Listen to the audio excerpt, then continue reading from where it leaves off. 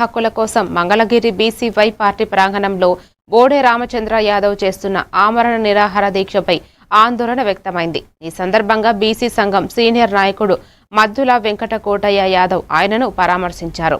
బీసీల కోసం ఇచ్చిన హామీలను ప్రభుత్వం నెరవేర్చాలని దీక్ష చేస్తున్న రామచంద్ర యాదవ్ ఆరోగ్య పరిస్థితిపై ఆవేదన వ్యక్తం చేశారు.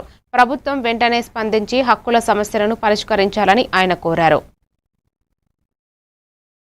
బీసీల ప్రత్యేక మంత్రిత్వ శాఖ కావాలని ఈ అన్నిటి కోసం అప్పుడున్నటువంటి కాంగ్రెస్ ప్రభుత్వం కేంద్రంలో ఉన్నటువంటి మన్మోహన్ సింగ్ గారిని కలవడం జరిగింది. ఎందుకంటే ఈ ప్రభుత్వాలకి అధికారం లేనప్పుడు బీసీ బీసీ బీసీ బీసీ అని జపం చేయడం, అధికారం వచ్చిన తర్వాత బీసీని మర్చిపోవడం అనేది ఈ ప్రభుత్వాలకి అదొక ఏదే ప్రత్యామ్నాయం లేకపోవడం వల్ల ఇలా ఆటలు సాగినాయి. ఇక నుంచి అలాంటి సాగడానికి అవకాశం లేదు. ప్రత్యామ్నాయం ఏదైతే డిమాండ్ చేస్తున్నారో ఈ డిమాండ్లో బీసీలకు ఇచ్చినటువంటి హామీలు ఉన్నాయో